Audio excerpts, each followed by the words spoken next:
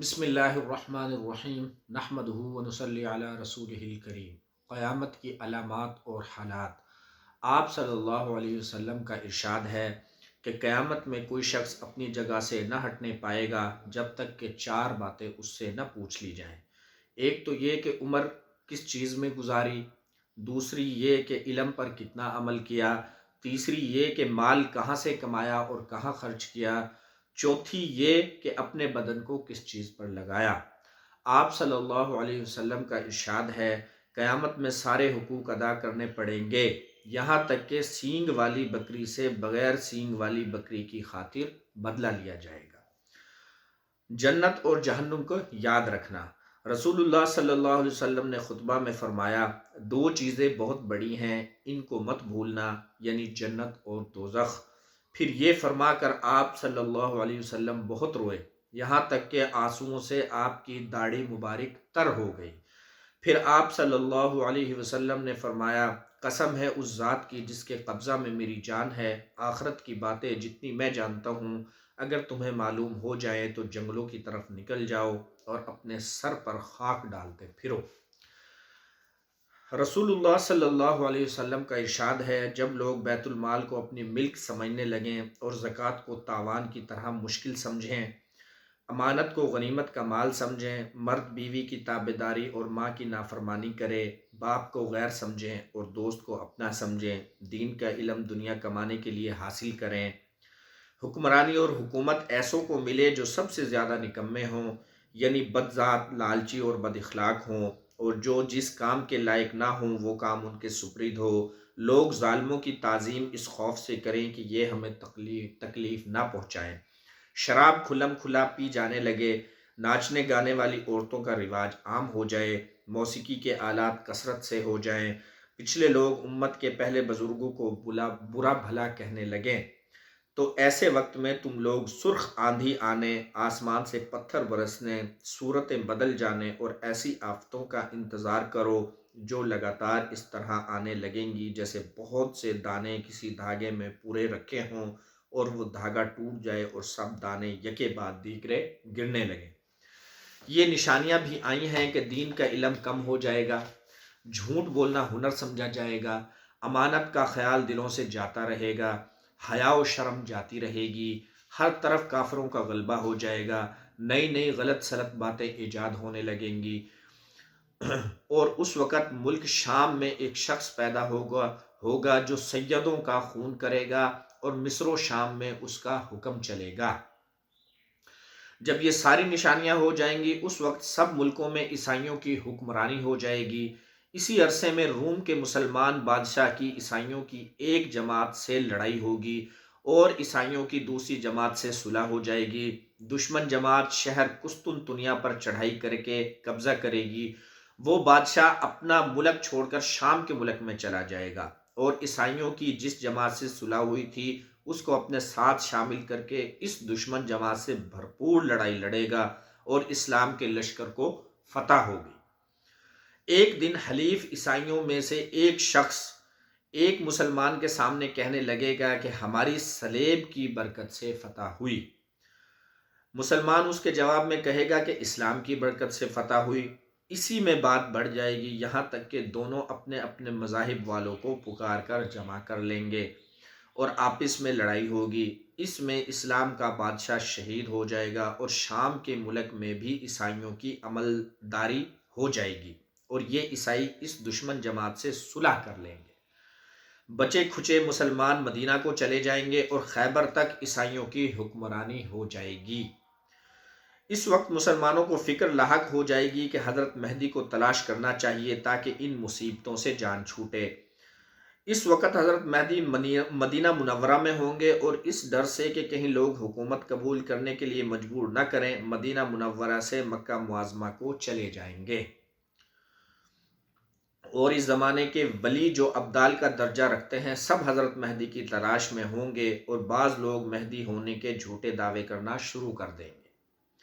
غرض حضرت مہدی خانہ کعبہ کا طواف کرتے ہوئے حجر اسود اور مقام ابراہیم کے درمیان ہوں گے کہ بعض نیک لوگ ان کو پہچان لیں گے اور اصرار کر کے حاکم بنانے کے لیے ان کے ہاتھ پر بیعت کر لیں گے اور اس بیت میں ایک آواز آسمان سے آئے گی جس کو وہاں موجود سب لوگ سنیں گے۔ وہ آواز یہ ہوگی کہ یہ اللہ تعالیٰ کے خلیفہ یعنی حاکم بنائے ہوئے حضرت مہدی ہیں، اور حضرت مہدی کے ظہور سے قیامت کی بڑی نشانیاں شروع ہو جائیں گی۔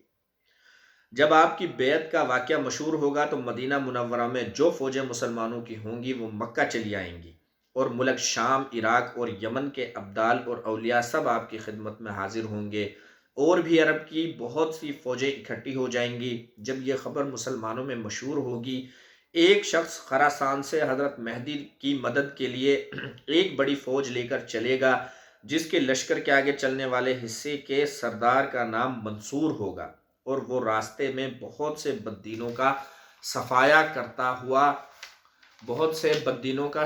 کرتا ہوا جائے گا۔ جس شامی شخص کا اوپر ذکر آیا ہے کہ سیدوں کا دشمن ہوگا، چونکہ حضرت مہدی بھی سید ہوں گے، وہ شخص حضرت مہدی سے لڑنے کے لیے ایک فوج بھیجے گا۔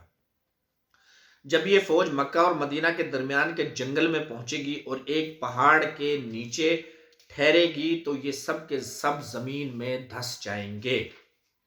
صرف 2 آدمی بچ جائیں گے، جن میں سے ایک تو حضرت مہدی کو جا کر خبر دے گا اور دوسرا اس شامی کو خبر پہنچائے گا۔ عیسائی ہر طرف سے فوجیں جمع کریں گے اور مسلمانوں سے لڑنے کی تیاری کریں گے۔ اس لشکر میں اسی روز 80 جھنڈے ہوں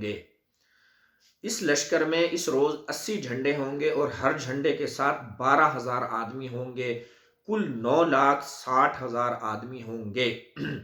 حضرت مہدی مکہ سے چل کر مدینہ تشریف لائیں گے اور وہاں رسول اللہ صلی اللہ علیہ وسلم کے روضہ مبارک کی زیارت کر کے شام کی طرف روانہ ہوں گے، اور شہر دمشق تک پہنچنے پائیں گے کہ دوسری طرف سے عیسائیوں کی فوج مقابلہ میں آ جائے گی۔ حضرت مہدی کی فوج 3 حصوں میں تقسیم ہو جائے گی، ایک حصہ تو بھاگ جائے گا، ایک حصہ شہید ہو جائے گا، اور ایک حصے کو فتح ہوگی۔ اور اس شہادت اور فتح کا قصہ یہ ہوگا کہ حضرت مہدی عیسائیوں سے لڑنے کے لیے لشکر تیار کریں گے، اور بہت سے مسلمان آپس میں قسم کھائیں گے کہ فتح کیے بغیر نہیں ہٹیں گے۔ بس اکثر مسلمان شہید ہو جائیں گے، صرف تھوڑے سے بچیں گے جن کو لے کر حضرت اپنے لشکر میں چلے آئیں گے۔ اگلے دن پھر اسی طرح ہوگا کہ قسم کھا کر جائیں گے اور تھوڑے سے بچ کر آئیں گے، تیسرے دن بھی ایسا ہی ہوگا، آخر چوتھے دن یہ تھوڑے سے آدمی مقابلہ کریں گے اور اللہ تعالیٰ ان کو فتح دیں گے، پھر کافروں کا حوصلہ ٹوٹ جائے گا۔ اس کے بعد حضرت مہدی ملک کا بندوبست شروع کریں گے اور ہر طرف فوجیں روانہ کریں گے، اور خود ان سارے کاموں سے نمٹ کر قسطنطنیہ فتح کرنے کو چلیں گے۔ جب دریائے روم کے کنارے پر پہنچیں گے تو بنو اسحاق کے 70,000 آدمیوں کو کشتیوں پر سوار کر کے اس شہر کو فتح کرنے کے لیے بھیج دیں گے۔ جب یہ لوگ شہر کی فصیل کے مقابل پہنچیں گے تو اللہ اکبر بآواز بلند کہیں گے۔ اس نام کی برکت سے شہر پناہ کی سامنے کی دیوار گر پڑے گی اور مسلمان حملہ کر کے شہر کے اندر گھس جائیں گے اور کفار کو قتل کر دیں گے، اور خوب عدل و انصاف سے ملک کا بندوبست کریں گے۔ حضرت مہدی سے جب بیعت ہوئی تھی اس وقت سے اس فتح تک 6 سال یا 7 سال کی مدت گزرے گی۔ حضرت یہاں کے بندوبست میں لگے ہوں گے کہ ایک جھوٹی خبر مشہور ہوگی کہ شام میں دجال آ گیا ہے اور تمہارے خاندان میں فتنہ و فساد کر رہا ہے۔ اس خبر پر حضرت مہدی شام کی طرف سفر کریں گے اور تحقیق حال کے لیے 9 یا 5 سواروں کو آگے بھیج دیں گے۔ ان میں سے ایک شخص آ کر خبر دے گا کہ وہ خبر محض غلط تھی، ابھی دجال نہیں نکلا۔ حضرت کو اطمینان ہو جائے گا اور پھر سفر میں جلدی نہیں کریں گے، اطمینان کے ساتھ درمیان کے ملکوں کا بندوبست دیکھتے بھالتے شام پہنچیں گے۔ وہاں پہنچ کر تھوڑے ہی دن گزریں گے کہ دجال بھی نکل آئے گا۔ دجال یہودیوں کی قوم میں سے ہوگا، پہلے شام اور عراق کے درمیان میں سے نکلے گا اور نبوت کا دعویٰ کرے گا، پھر اصفہان میں پہنچے گا اور وہاں کے 70,000 یہودی اس کے ساتھ ہو جائیں گے اور پھر خدائی کا دعویٰ شروع کر دے گا۔ اس طرح بہت سے ملکوں سے گزرتا ہوا یمن کی سرحد تک پہنچے گا اور ہر جگہ سے بہت سے بددین ساتھ ہوتے جائیں گے، یہاں تک کہ مکہ معظمہ کے قریب آ کر ٹھہرے گا، لیکن فرشتوں کی حفاظت کی وجہ سے شہر کے اندر نہ جانے پائے گا۔ پھر وہاں سے مدینہ کا ارادہ کرے گا اور وہاں بھی فرشتوں کا پہرا ہوگا۔ جس سے اندر نہ جانے پائے گا۔ اس عرصے میں مدینہ منورہ میں زلزلہ آئے گا اور جتنے آدمی دین میں سست اور کمزور ہوں گے سب زلزلہ سے ڈر کر مدینہ سے باہر نکل کھڑے ہوں گے اور دجال کے پھندے میں پھنس جائیں گے۔ اس وقت مدینہ میں ایک بزرگ ہوں گے جو دجال سے خوب بحث کریں گے۔ دجال جھنجلا کر ان کو قتل کر دے گا اور پھر زندہ کر کے پوچھے گا اب تو مجھے خدا مانتا ہے؟ وہ کہیں گے اب تو اور بھی یقین ہو گیا کہ تو دجال ہے۔ پھر وہ ان کو مارنا چاہے گا مگر اس کا کچھ بس نہ چلے گا اور ان پر کوئی چیز اثر نہیں کرے گی۔ وہاں سے دجال ملک شام کو روانہ ہوگا۔ جب دمشق کے قریب پہنچے گا تو حضرت مہدی وہاں پہلے سے پہنچ چکے ہوں گے اور لڑائی کی تیاری میں مشغول ہوں گے کہ عصر کا وقت آ جائے گا اور مؤذن اذان کہے گا، لوگ نماز کی تیاری میں ہوں گے کہ اچانک حضرت عیسیٰ علیہ السلام دو فرشتوں کے کندھوں پر ہاتھ رکھے ہوئے آسمان سے اترتے نظر آئیں گے اور جامع مسجد کے مشرقی مینارے پر آ کر ٹھہریں گے اور وہاں سے زینہ لگا کر نیچے تشریف لائیں گے۔ حضرت مہدی سب لڑائی کا انتظام ان کے سپرد کرنا چاہیں گے۔ وہ فرمائیں گے لڑائی کا انتظام آپ ہی کریں، میں صرف دجال کے قتل کے لیے آیا ہوں۔ جب صبح ہوگی حضرت مہدی لشکر کو آراستہ فرمائیں گے۔ حضرت عیسیٰ علیہ السلام ایک گھوڑا اور ایک نیزہ منگوا کر دجال کی طرف بڑھیں گے اور اہل اسلام دجال کے لشکر پر حملہ کریں گے اور بہت ہی سخت قسم کی لڑائی ہوگی۔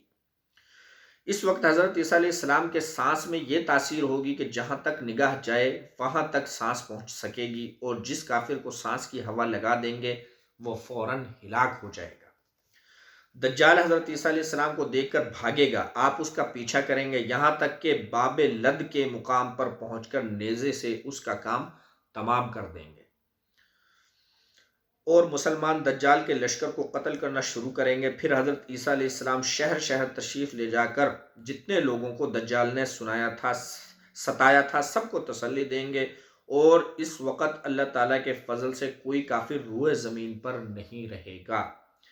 پھر حضرت مہدی کا انتقال ہو جائے گا اور سارا انتظام حضرت عیسیٰ علیہ السلام کے ہاتھ میں آ جائے گا۔ پھر یاجوج ماجوج نکلیں گے، ان کے رہنے کی جگہ جہاں شمال کی طرف آبادی ختم ہوتی ہے اس سے بھی آگے ہے اور ادھر کا سمندر زیادہ سردی کی وجہ سے ایسا جمع ہوا ہے کہ اس میں جہاز بھی نہیں چل سکتا۔ حضرت عیسیٰ علیہ السلام مسلمانوں کو اللہ تعالیٰ کے حکم کے مطابق طور پہاڑ پر لے جائیں گے اور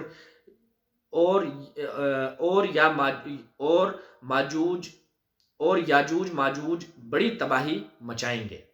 آخرکار اللہ تعالیٰ ان سب کو ہلاک کر دیں گے اور عیسیٰ علیہ السلام پہاڑ سے اتر آئیں گے اور 40 برس کے بعد حضرت عیسیٰ علیہ السلام انتقال فرمائیں گے اور آپ صلی اللہ علیہ وسلم کے روضہ میں دفن ہوں گے۔ آپ کی گدی پر ملک یمن کا رہنے والا بیٹھے گا جس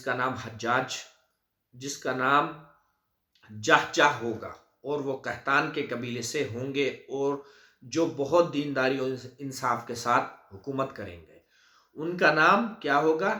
جہجہ، اور وہ بڑے انصاف کے ساتھ حکومت کریں گے۔ ان کے بعد یکے بعد دیگرے کئی بادشاہ ہوں گے۔ پھر رفتہ رفتہ نیک باتیں کم ہونا شروع ہوں گی اور بری باتیں بڑھنے لگیں گی۔ اس وقت آسمان پر ایک دھواں سا چھا جائے گا اور زمین پر برسے گا جس سے مسلمانوں کو زکام اور کافروں کو بے ہوشی ہوگی۔ 40 روز کے بعد آسمان صاف ہو جائے گا اور اس وقت قریب بقر عید کا مہینہ ہوگا۔ 10ویں تاریخ کے بعد دفعتاً ایک رات اتنی لمبی ہوگی کہ مسافروں کا دل گھبرا جائے گا اور بچے سوتے سوتے اکتا جائیں گے اور چوپائے جانور جنگل میں جانے کے لیے چلانے لگیں گے اور کسی طرح صبح نہ ہوگی، یہاں تک کہ تمام آدمی ہیبت اور گھبراہٹ سے بے قرار ہو جائیں گے۔ جب وہ رات 3 راتوں کے برابر ہو جائے گی اس وقت سورج تھوڑی روشنی لیے ہوئے جیسے گہن لگنے کا وقت ہوتا ہے مغرب کی طرف سے نکلے گا۔ اس وقت کسی کا ایمان یا توبہ قبول نہیں ہوگی۔ جب سورج اتنا اونچا ہو جائے گا جتنا دوپہر سے پہلے ہوتا ہے تو دوبارہ اللہ تعالیٰ کے حکم سے مغرب ہی کی طرف لوٹ جائے گا اور معمول کے مطابق غروب ہوگا، پھر ہمیشہ اپنے قدیم معمول کے مطابق روشن اور چمکدار نکلتا رہے گا۔ اس کے تھوڑے ہی دن کے بعد صفا پہاڑ جو مکہ میں ہے زلزلہ سے پھٹ جائے گا اور اس جگہ سے بہت عجیب شکل و صورت کا ایک جانور نکل کر لوگوں سے باتیں کرے گا اور بڑی تیزی سے ساری زمین میں گھومتا جائے گا، اور ایمان والوں کی پیشانی پر حضرت موسیٰ علیہ السلام کے عصا سے نورانی لکیر کھینچ دے گا، جس سے اس کا سارا چہرہ روشن ہو جائے گا، اور بے ایمان کی ناک پر یا گردن پر حضرت سلیمان علیہ السلام کی انگوٹھی سے سیاہ مہر لگائے گا، جس سے اس کا سارا چہرہ میلا ہو جائے گا، اور یہ کام کر کے وہ غائب ہو جائے گا۔ اس کے بعد جنوب کی طرف سے نہایت فرحت دینے والی ایک ہوا چلے گی، اس سے سب ایمان والوں کی بغل میں کچھ نکل آئے گا، جس سے وہ مر جائیں گے۔ جب سب مسلمان مر جائیں گے تو ساری دنیا میں حبشی کافروں کی عملداری ہو جائے گی، اور وہ لوگ خانہ کعبہ کو شہید کریں گے، حج بند ہو جائے گا، قرآن شریف دلوں سے اور کاغذوں سے اٹھ جائے گا، اللہ تعالیٰ کا خوف اور مخلوق کی شرم اٹھ جائے گی، اور کوئی اللہ اللہ کہنے والا نہیں رہے گا۔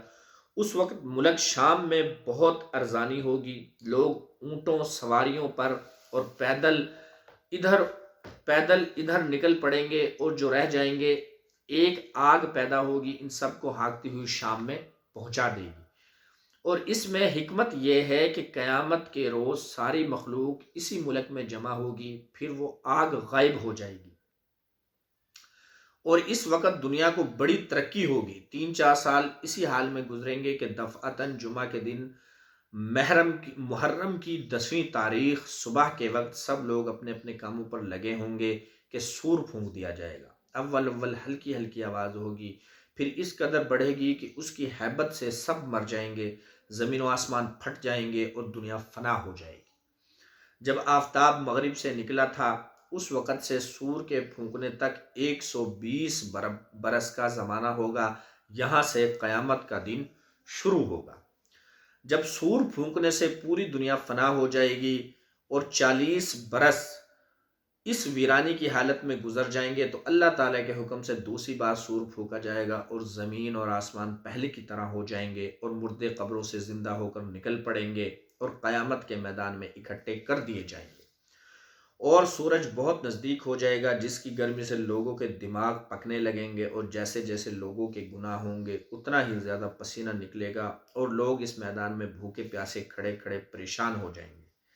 جو لوگ نیک ہوں گے ان کے لیے اس زمین کی مٹی میدے کی طرح بنا دی جائے گی، اس میں سے کھا کر بھوک کا علاج کریں گے اور پیاس بجھانے کے لیے حوض کوثر پر جائیں گے۔ پھر جب میدان حشر میں کھڑے کھڑے تنگ ہو جائیں گے اس وقت سب مل کر پہلے حضرت آدم علیہ السلام کے پاس، پھر دوسرے انبیاء کرام علیہ السلام کے پاس اس بات کی سفارش کرانے کے لیے جائیں گے کہ ہمارا حساب و کتاب اور فیصلہ جلدی ہو جائے۔ سارے انبیاء کرام علیہ السلام کوئی نہ کوئی عذر کر دیں گے اور سفارش کا وعدہ نہیں کریں گے۔ آخر میں ہمارے پیارے نبی محمد صلی اللہ علیہ وسلم کی خدمت میں حاضر ہو کر وہی درخواست کریں گے، تو آپ صلی اللہ علیہ وسلم اللہ تعالیٰ کے حکم سے اسے قبول فرما کر مقام محمود میں، ایک مقام کا نام ہے، مقام محمود میں تشریف لے جا کر شفاعت فرمائیں گے۔ اللہ تعالیٰ کا ارشاد ہوگا کہ ہم نے سفارش قبول کی، اب ہم زمین پر اپنی تجلی فرما کر حساب کتاب کیے دیتے ہیں۔ پہلے آسمان سے فرشتے بہت کثرت سے اترنا شروع ہوں گے اور تمام آدمیوں کو ہر طرف سے گھیر لیں گے۔ پھر اللہ تعالیٰ کا عرش اترے گا اور اس پر اللہ تعالیٰ کی تجلی ہوگی اور حساب کتاب شروع ہو جائے گا۔ اعمال نامے اڑائے جائیں گے، ایمان والوں کے دائیں ہاتھ میں اور بے ایمان والوں کے بائیں ہاتھ میں وہ خود بخود آ جائیں گے، اور اعمال تولنے کی ترازو کھڑی کی جائے گی، جس سے سب کی نیکیاں اور برائیاں معلوم ہو جائیں گی، اور پل صراط پر چلنے کا حکم ہوگا۔ جس کی نیکیاں تول میں زیادہ ہوں گی وہ پل صراط سے پار ہو کر جنت میں پہنچ جائے گا، اور جس کے گناہ زیادہ ہوں گے اگر اللہ تعالیٰ نے معاف نہ کر دیے ہوں گے تو وہ دوزخ میں گر جائے گا، اور جس کی نیکیاں اور گناہ برابر ہوں گے وہ اعراف میں رہ جائے گا، جو جنت اور جہنم کے درمیان ایک جگہ ہے۔ اس کے بعد ہمارے پیارے نبی محمد صلی اللہ علیہ وسلم اور دوسرے حضرات انبیاء کرام علیہ السلام، علماء کرام، اولیاء کرام، شہداء، حفاظ قرآن اور اللہ تعالیٰ کے نیک بندے گنہگاروں کو بخشوانے کے لیے شفاعت کریں گے۔ ان کی شفاعت قبول ہوگی، جس کے دل میں ذرا بھی ایمان ہوگا وہ دوزخ سے نکال کر جنت میں داخل کر دیا جائے گا۔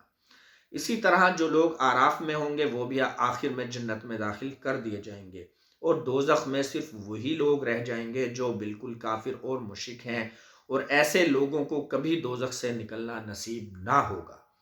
جب سب جنتی اور دوزخی اپنے اپنے ٹھکانوں میں جائیں گے اس وقت اللہ تعالیٰ دوزخ اور جنت کے درمیان میں موت کو ایک دمبا کی صورت میں ظاہر کر کے سب جنتیوں اور دوزخیوں کو دکھا کر ذبح کرا دیں گے اور فرمائیں گے اب نہ جنتیوں کو موت آئے گی اور نہ دوزخیوں کو، سب کو اپنے اپنے ٹھکانے پر ہمیشہ کے لیے رہنا ہوگا۔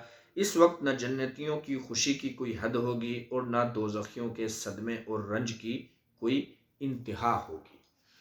تو میرے بھائیو دوستو، قیامت کا دن بہت ہولناک ہوگا۔ تو اللہ پاک سے دعا ہے کہ اللہ پاک ہمیں اعمال صالحہ کرنے کی توفیق عطا فرمائے اور ہم سب کا خاتمہ ایمان پہ فرمائے۔